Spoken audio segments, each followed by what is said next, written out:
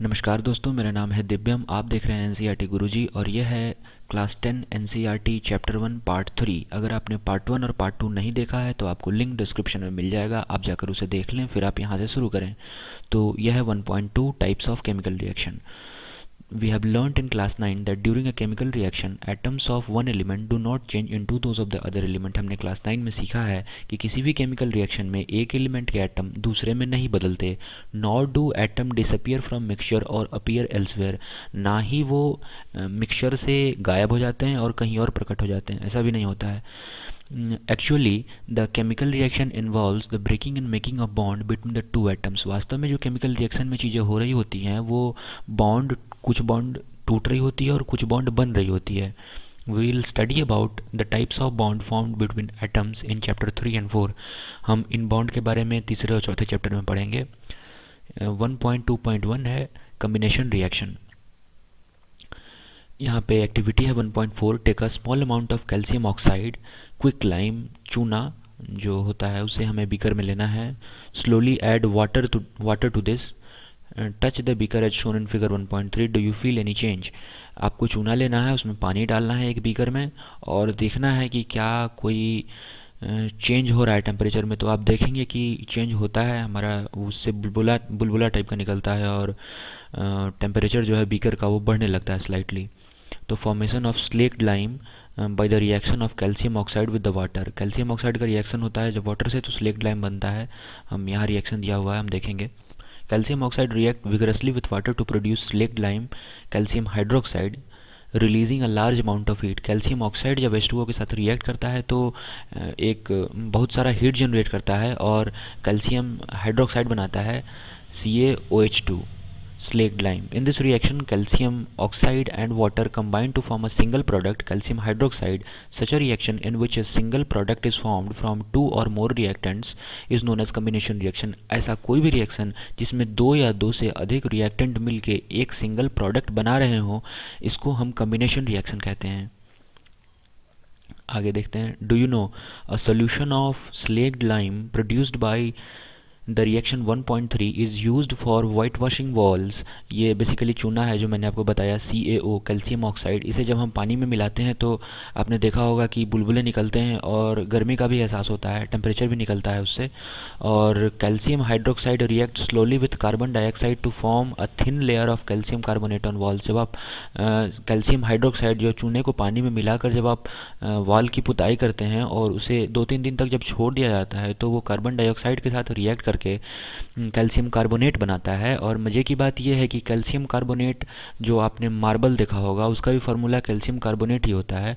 और कुछ दिन बाद जब चूना सेटल हो जाता है, जब वो कार्बन डाइऑक्साइड से रिएक्ट कर जाता है तो वो सही हो जाता है और वो अपने वास्तविक रूप में आ जाता है। Calcium carbonate is formed after 2 to 3 days of white washing and gives a shiny finish to the wall. मैंने आपको पहले बताया कि 2-3 दिन बाद वो अपने वास्तविक रूप में आता है। मतलब कि जब वो कैल्शियम कार्बोनेट जब बन जाता है, कैल्शियम हाइड्रोक्साइड जब CO2 के साथ रिएक्ट करके कैल्शियम कार्बोनेट जब बन जाता है तो वो अपने वास्तविक रूप में आ जाता है और कैल्शियम कार्बोनेट का एक शाइनी फिनिश होता है जो आप मार्बल पर देख सकते हैं। It is interesting to note that the chemical formula of marble is, मैंने आपको बताया, CaCO3। यहाँ पे कैल्शियम हाइड्रोक्साइड रिएक्ट कर रहा है CO2 के साथ और कैल्शियम कार्बोनेट बना रहा है और H2O रिलीज हो रहा है लिक्विड, ये वाटर है। Let us discuss some of the examples of combination reaction. Burning of coal. Combination reaction आपने पहले पढ़ा। कम्बिनेशन रिएक्शन जब कोई भी दो या दो से अधिक रिएक्टेंट्स मिलके अगर एक प्रोडक्ट बना रही हो तो उसे हम कम्बिनेशन रिएक्शन कहते हैं। यहाँ पे देखिए कार्बन जो है वो जल रहा है और कार्बन डाइऑक्साइड बना रहा है। C+O2 gives CO2 formation of water with H2 and O2। Water का फॉर्मेशन है 2H2 + O2 2H2O और यहाँ वाटर बन रही है। You will observe the formation of bubbles. ऐसा करने के बाद आप देखेंगे ये जो कुछ बुलबुले आपको दिखाई दे रहे हैं ये आपको कुछ देर बाद दिखाई देने शुरू होंगे। Is the volume of the gas collected same in both test tube. अब हमसे पूछा जा रहा है कि ऐसा रिएक्शन करने के बाद ये जो दो टेस्ट ट्यूब हमने लिए हैं क्या volume of gas evolve same है, जो भी इससे गैस निकला क्या दोनों टेस्ट ट्यूब में समान गैस निकला। तो हमें ये देख के बताना है। Once the test tube are filled with respective gases remove them carefully. अगर दोनों टेस्ट ट्यूब आपको पता लगे कि ये गैस से भर गया है तो उसके बाद हम टेस्ट ट्यूब को बाहर निकाल लेंगे। Test these gases one by burning a candle close to the mouth of the test tube. हमने इन गैसों को टेस्ट करना है एक कैंडल ला के। बेसिकली हम इसके जलने की प्रॉपर्टी को टेस्ट करेंगे कि या क्या ये गैस इनफ्लेमेबल है, और उससे हम पता करेंगे कि कौन सा गैस निकला। तो उसे वो जो गैस फॉर्म किया है उसे हम एक कैंडल लाकर टेस्ट करेंगे कि क्या वो गैस जल रही है। Test these gases one by one. Okay, हो गया। Caution, this step must be performed carefully by the teacher. ठीक है, आप इसमें अपने टीचर की मदद लें। What happens when in each cases which gas is present in each test tube. आपको पता करना है कि कौन सी गैस प्रेजेंट है दोनों टेस्ट ट्यूब में। Activity 1.8 take about 2 gram silver chloride in china dish. एक चाइना डिश में हमें 2 ग्राम सिल्वर क्लोराइड लेना है। व्हाट इज इट्स कलर, आपको सिल्वर क्लोराइड की कलर बतानी है, कलर कैसा है उसका। Place this china dish in sunlight for some time. Figure 1.7 आपको इस तरह, जिस तरह आप इस फिगर में देख सकते हैं, उसे चाइना डिश को जिसमें सिल्वर क्लोराइड रखा हुआ है उसे सनलाइट में रखना है। Observe the colour of the silver chloride after some time. आप देखेंगे कि जब उसे आप सनलाइट में रखेंगे तो सिल्वर क्लोराइड का जो कलर होता है वो चेंज करता है। You will see that the silver chloride turns gray in sunlight. This is due to the decomposition of silver chloride into silver and chlorine by the light. Silver chloride जो होता है वो decompose करता है sunlight में, वो silver और chlorine में टूट जाता है। जैसे आप ये रिएक्शन देखिए जो मैंने हाईलाइट कर रखा है, 2AgCl, और इसे सनलाइट अब अगर आप देंगे तो ये 2 सिल्वर और Cl2 बनता है। तो सिल्वर ब्रोमाइड के साथ भी ऐसा ही रिएक्शन होता है, वो सब लाइट सनलाइट से रिएक्शन होता है। अगर सनलाइट में आप खुले सनलाइट में उसे रख देंगे तो ये टूट जाएगा। AgBr है, 2Ag + Br2 हो जाएगा। In simple language, we can say that when 2 or more substance, elements or compound combine to form a single product, the reaction is called combination reaction। 2 या 2 से अधिक प्रोडक्ट जब कंबाइन होकर एक single चीज़ बनाती हो तो उसे हम combination reaction कहते हैं। In activity 1.4, we also observe that a large amount of heat is evolved। Activity 1.4 जो हमारा था, जो हमने कैल्शियम ऑक्साइड में वाटर मिलाया था, उसमें हम देखते थे कि काफ़ी हीट प्रोड्यूस हुआ था और जो मिक्सचर था वो वार्म था। Heat evolved and this makes the mixture warm, जो उस मिक्सचर को गर्म बनाती है। Reaction in which heat is released along with the formation of product is called exothermic reaction. Product बनने के समय 2 या 2 से अधिक सब्सटेंसेस को मिलाकर प्रोडक्ट बनने के समय अगर हीट निकल रहा हो तो ऐसे रिएक्शन को हम एक्सोथर्मिक रिएक्शन कहते हैं। और अगर उस प्रोडक्ट को बनाने में अगर हीट सप्लाई किया जा रहा हो तो उसे हम एंडोथर्मिक रिएक्शन कहते हैं, जो हम आगे पढ़ेंगे। Other examples of exothermic reaction are burning of natural gas. जब हम CNG को, CH4 है यहाँ पे, तो मीथेन को जब जलाते हैं तो CO2 निकलता है और H2O भी निकलता है और हीट भी निकलता है। तो ये एक एक्सोथर्मिक रिएक्शन का एग्जाम्पल है। Do you know that respiration is an exothermic reaction. अगर आप अपने सांस को फील करें तो आप पाएंगे कि हमारा सांस जो है वो गर्म होता है, तो हमारे बॉडी के अंदर भी एक्सोथर्मिक रिएक्शन हो रही होती है। We all know that we need energy to stay live. हम सब जानते हैं कि हम जीने के लिए हमें कुछ एनर्जी की ज़रूरत होती है। We get this energy from food that we eat. हमें ये एनर्जी जो हम खाना खाते हैं उससे मिलती है। During digestion food is broken down into simpler substances. जब खाना हमारे शरीर में पचता है तो जो फूड हम लोग खाए हुए होते हैं वो टूटती है सिंपल सब्सटेंसेस में। For example rice, potato and bread contain carbohydrate. These carbohydrate are broken down from glucose. This glucose combines with oxygen in the cell of our body and provides energy। जो carbohydrate हमने खाया चावल के रूप में, हमने potato लिया, bread खाया हमने, तो इन सभी में कार्बोहाइड्रेट होता है। और कार्बोहाइड्रेट हमारे बॉडी के अंदर जाने से तरह तरह की केमिकल रिएक्शंस होती हैं और वो टूटता है और उसके बाद बनाता है आपको ग्लूकोज में टूटता है। और ग्लूकोज जो है वो हम जो सांस लेते हैं ऑक्सीजन के साथ रिएक्ट करके हमें एनर्जी देता है। The special name for this reaction is respiration, और इस प्रक्रिया को हम रेस्पिरेशन भी कहते हैं। The process which you will study in chapter 6 biology में आप पढ़ेंगे चैप्टर 6 में। यहाँ पे वो रिएक्शन है, देख सकते हैं आप, ये ग्लूकोज है और यहाँ रिएक्ट कर रहा है ऑक्सीजन के साथ, और ये कुछ कार्बन डाइऑक्साइड दे रहा है जो हम छोड़ते हैं, रेस्पायर आउट करते हैं, ये H2O निकल रही है और यहाँ पे एनर्जी। तो ये है पूरा। The decomposition of vegetable matter into compost is also an example of exothermic reaction. जो वेजिटेबल है, जैसे आपने सुना होगा नेचुरल गैस का जो फॉर्मेशन होता है वो इसी तरह से होता है। Identification of the type of reaction taking place in activity 1.1 where heat is given out along with the formation of a single product। आपने सबसे पहले देखा होगा पार्ट 1 में जब हम लोग मैग्नीशियम रिबन को जला रहे थे और एक डेजलिंग वाइट फ्लेम निकल रही थी, वो भी एक एक्सोथर्मिक रिएक्शन का एग्जांपल था। वहाँ पे लाइट और हीट दोनों प्रोड्यूस हो रही थी। तो अब हम 1.2.2 पढ़ेंगे डिकम्पोजिशन रिएक्शन, और एक्टिविटी 1.5 है take about 2 gram of ferrous sulphate crystal in the dry boiling tube. 2 gram ferrous sulphate लेना है। Note the colour of ferrous sulphate crystal. आपको फेरस सल्फेट का कलर नोटिस करना है। फेरस सल्फेट ग्रीन कलर का होता है। Heat the boiling tube over the flame of a burner और spirit lamp as shown in figure 1.1। इस तरह आपको जलाना है उसे बॉइलिंग ट्यूब में रखकर। ध्यान दें कि ये टेढ़ा पकड़ा गया है टेस्ट ट्यूब, इसलिए क्योंकि इससे जो हवा निकल रही है, इससे जो भी गैस निकलेगा वो डायरेक्ट आपके नाक में ना जाए, और आप इस तरह वाफ्टिंग करके इसे ले सकते हैं। आप देखिए, वाफ्टिंग गैस जेंटली टुवर्ड्स नोज, धीरे धीरे। अगर आपको इसको स्मेल करना है तो आप धीरे से इसे अपने नाक की तरफ ले सकते हैं और इसे स्मेल कर सकते हैं। Heat the boiling tube over the flame और बर्नर, ठीक है। Observe the colour of the crystal after heating.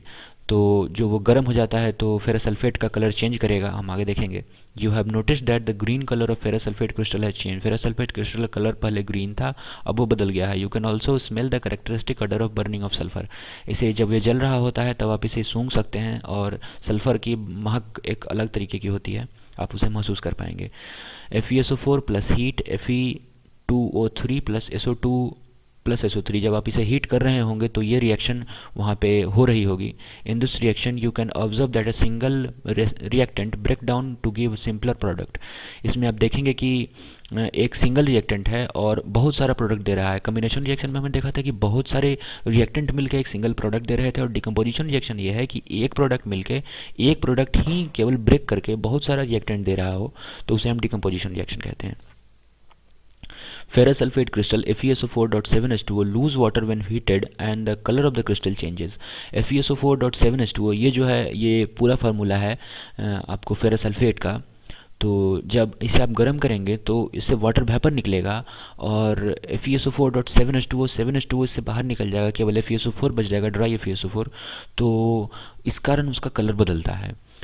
It then decomposes to ferric oxide Fe2O3, sulfur dioxide and sulfur trioxide। The ferric oxide is a solid while SO2 and SO3 है gas. जब आप इसे heat कर रहे होंगे तो ये गैसें भी निकलेंगी, सल्फर डाइऑक्साइड निकलेगा और सल्फर ट्राइऑक्साइड निकलेगा। तो सल्फर डाइऑक्साइड और सल्फर ट्राइऑक्साइड चूँकि गैस है, तो ये वाटर वेपर के साथ आप जब हीट कर रहे होंगे तो ये निकल जाएगा और बच जाएगा आपके पास केवल Fe2O3। तो चूँकि ये Fe2O3 सॉलिड है तो ये आपके टेस्ट ट्यूब में रह जाएगा और ये जो गैसें हैं वो बाहर निकल जाएंगी। Decomposition of calcium carbonate to calcium oxide and carbon dioxide on heating is an important decomposition reaction used in various industries। तो कैल्शियम कार्बोनेट को जब हीट किया जाता है तो कैल्शियम ऑक्साइड और कार्बन डाइऑक्साइड निकलता है। ये बहुत सारी इंडस्ट्री में यूज़ होती है ये रिएक्शन, इसे याद रखें। Chemical oxide is called quick lime और लाइम और क्विक लाइम, ठीक है। कैल्शियम ऑक्साइड को हम लोग क्विक लाइम कहते हैं, चूना कहते हैं। It has many uses, one is manufacturing of cement. Quick lime का यूज़ है सीमेंट बनाने में भी इसका इस्तेमाल होता है। When a decomposition reaction is carried out by heating it is called thermal decomposition reaction. जब कभी भी सिंगल प्रोडक्ट को ब्रेक करने के लिए हम हीट करने का सहारा लेते हैं तो उसे हम थर्मल डिकम्पोजिशन रिएक्शन कहते हैं। डिकम्पोजिशन रिएक्शन के और भी तरीके हैं जिससे आप एक सिंगल प्रोडक्ट को ब्रेक कर सकते हो बहुत सारे प्रोडक्ट में। तो यहाँ पे CaCO3 लाइमस्टोन को हीट किया जा रहा है और यहाँ पे क्विक लाइम बनाया जा रहा है CaO प्लस CO2। इस तरह चूना बनता है। ये रिएक्शन है, कैरेक्टरिस्टिक रिएक्शन है चूना के बनने का। लाइमस्टोन को हीट करके कैल्शियम ऑक्साइड और कार्बन डाइऑक्साइड बनाया जा रहा है इंडस्ट्री में। इस तरह से कैल्शियम ऑक्साइड तैयार होता है। Another example of thermal decomposition reaction is given activity 1.3। Take about 2 gram of lead nitrate powder in a boiling tube। lead nitrate लेना है PbNO3 और hold the boiling tube with pair of tongues and heat it over a flame। इसे उसी तरह गर्म करना है।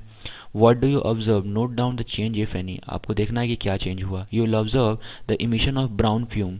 PbNO3 को जब भी आप हीट करेंगे तो आप देखेंगे कि उससे कुछ मतलब फ्यूम मतलब होता है कुछ एयर टाइप का कुछ। ये जो देख रहे हैं ना, ये ब्राउन फ्यूम है। यहाँ पे देखिए ये ब्राउन फ्यूम है, इसी के बारे में ब्राउन फ्यूम कहा जा रहा है। These fumes are known as these fumes are of nitrogen dioxide. वो NO2 बाहर निकल रहा है, PbNO3 को रिएक्ट करके टूट रहा है वो NO2।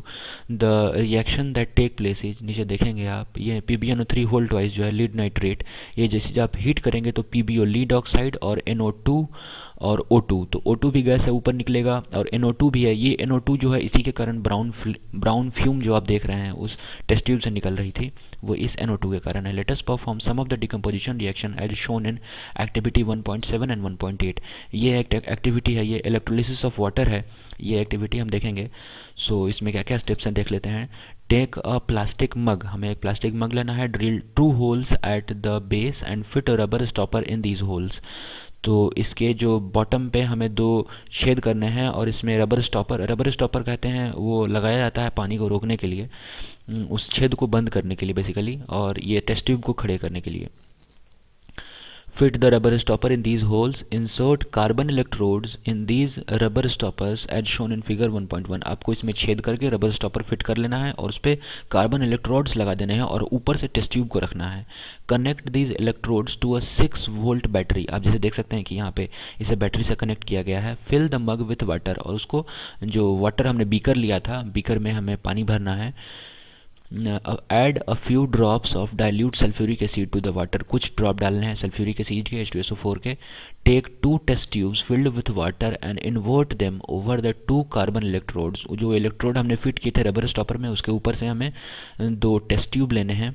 Switch on the current and leave the apparatus undisturbed for some time, और हमें बैटरी से पावर दे देना है और कुछ देर तक छोड़ देना है।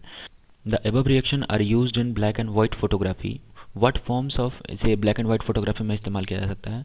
What form of energy is causing these decomposition reaction? We have seen the decomposition reaction require energy either in form of heat, light or electricity for breaking down the reactants।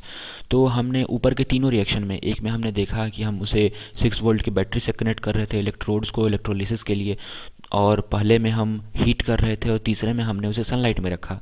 तो किसी भी रिएक्टेंट को break करने के लिए किसी न किसी फॉर्म में आपको एनर्जी प्रोवाइड करनी पड़ती है। आप उसे हीट के फॉर्म में दें, आप उसे सनलाइट के फॉर्म में दें, आप उसे बैटरी से पावर के फॉर्म में दें, किसी तरह एनर्जी आप इलेक्ट्रिसिटी दे सकते हैं। तो हमें जब उसे ब्रेक करना होता है तो हम एनर्जी देते हैं, और जब भी कोई प्रोडक्ट, बहुत सारे प्रोडक्ट मिल के अगर एक प्रोडक्ट बनते हैं कम्बिनेशन रिएक्शन में, तो वहाँ से एनर्जी रिलीज होती है। तो the reaction in which energy is observed are known as endothermic reaction. तो जहाँ भी एनर्जी रिलीज हो रही हो वो एक्सोथर्मिक है, जहाँ भी एनर्जी ऑब्जॉर्व हो रही हो तो वो एंडोथर्मिक रिएक्शन है। तो take about 2 gram of barium hydroxide in a test tube and add 1 gram, ये एक एक्टिविटी है, इसे आप करके देखेंगे। और यहाँ कुछ क्वेश्चन है, अगर इसमें आपको डाउट हो तो आप मुझे नीचे कमेंट करें, मैं इनके सॉल्यूशंस, जितने भी क्वेश्चन आपको इन टेक्स्ट दिखें या फिर आप एक्सरसाइज क्वेश्चन चाहते हैं कि मैं बताऊँ आपको, तो आप नीचे कमेंट करें, मैं इसके लिए अलग से वीडियो बनाऊँगा। और आगे हम 1.2.3 डिस्प्लेसमेंट रिएक्शन देखेंगे। आप हमारे चैनल को सब्सक्राइब जरूर कीजिए ताकि आपको नए वीडियो का इन्फॉर्मेशन जल्दी से जल्दी मिल सके। तो guys, thanks for watching, stay tuned, और तब तक के लिए बाय।